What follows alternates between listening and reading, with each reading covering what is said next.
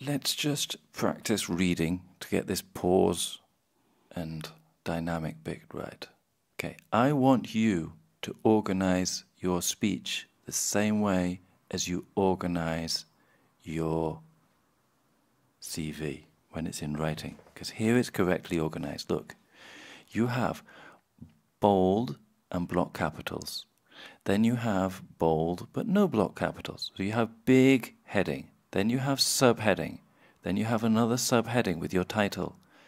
Then you have a summary, and then you have bullet points. 1, 2, 3, 4, 5, 6.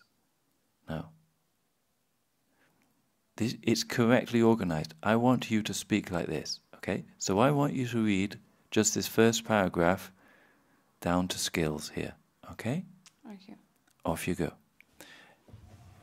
Into the microphone. You can read from there. Okay. Work experience, Arcano, senior analyst real estate. Let's give me some warmth to your voice, okay? So you made the right pauses, but we want to sound it a bit more warm and interesting. Like you're giving a presentation. Okay. Imagine there are interviews where they will say, give me a presentation about your last project. Okay? Probably not at your level, but when you go up, they will. Okay. Work experience. Work experience. Arcano. Arcano. Senior analyst, real estate management. I made a mistake. Real estate asset management. Okay. I'm just practicing reading, no? Senior analyst, little pause. Real estate asset management, little pause. Real estate first-time fund, little pause. Focused on value-added transactions in Spain. Vintage? What the fuck is this vintage thing? This exists. It's vintage? July 2015? It's the year of the fund. You say vintage. Ah, right, okay. Like a wine. Yeah. Like That's funny, I've never seen that before. Yeah. Okay. That's English, I swear. Yeah, I've never seen that before. Yeah. I can't know everything about every business. People say this is medical English, or this is...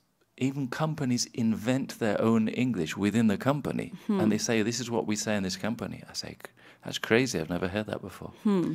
So, try reading that. Okay. Real estate first-time fund. Focus on value-added transactions in Spain. Vintage, July 2015. Involvement in the fundraising, origination of the transactions, and due diligence process. Much better. This is how you're supposed to be doing it. Okay. Because look, you looked at the comma. So you got involvement in the fundraising, pause, origination of the transactions and due diligence process. So you got number 1 here.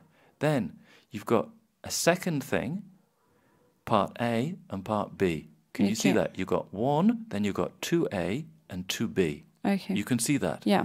Now, once you've identified 1 and 2A and 2B, you read it. The same one? The same one, but thinking 1, 2A, 2B. Okay. Involvement in fundraising, origination of the transaction, and due diligence process. Then you went down at the end. Did you hear that? Yeah.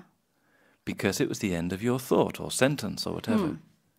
Now, before you go on to the next one, I want you to analyze it in 1, 2, 3, 1A, 1B, whatever, okay? The next one, you mean? Yeah.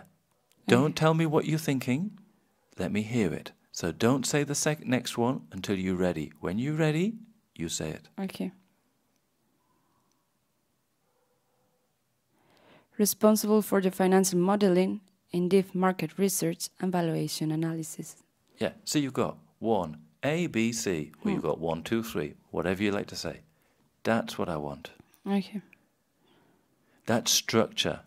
Okay. And you're not blah, blah, blah. You're pausing, and you're organized, and you're thinking ahead.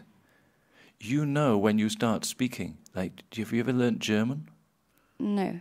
When you learn German, you have to know what you're going to say at the end, because yeah, you can't start speaking until you know the whole thing you're going to say. Okay. If you learn German, you'll understand what I mean. Next one. Responsible for the preparation of investment memorandum for the investment committee, potential investors and co-investors. Yes, that's it. You did I'm doing this. 1, 2, 3. No? Pause, pause, pause. And you went down the end. That's what we want. Okay. And when you speak to me in an improvised way, I want you to have this structure in your head. And that's not what you've got so far. Okay. You need to be able to have all of these bullet points done. So I have to prepare at home. you have to prepare, not paragraphs, bullet points. Because look, in your CV, you're not using paragraphs. You're using bullet points. Okay. And when you're in an interview or a presentation, I always say, forget paragraphs. Give me bullet points. None of them are more than a line long. No? Okay. This one a little bit, but not much. No? Okay. Don't worry, you won't learn. But look, this is super organized. No? Lines, bold. I want you to be able to speak like this. But for example, how you will, with which sentence you will start, like the current job, and then how you go back to the past? Well, you could say, you could start it off in different ways. You could say, my work experience in Arcano, blah, blah, blah, property investment. You could say, my work experience to date has been in the Madrid property market and in Shanghai. In the Madrid property market, what I've been doing is this. In Shanghai, I was doing this. You could do it one of those two ways. You see what I mean?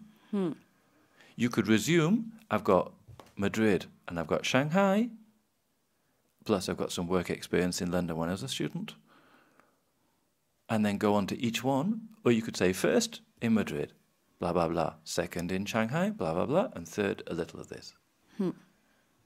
No? But you need to have those three concepts clear in your mind. Okay.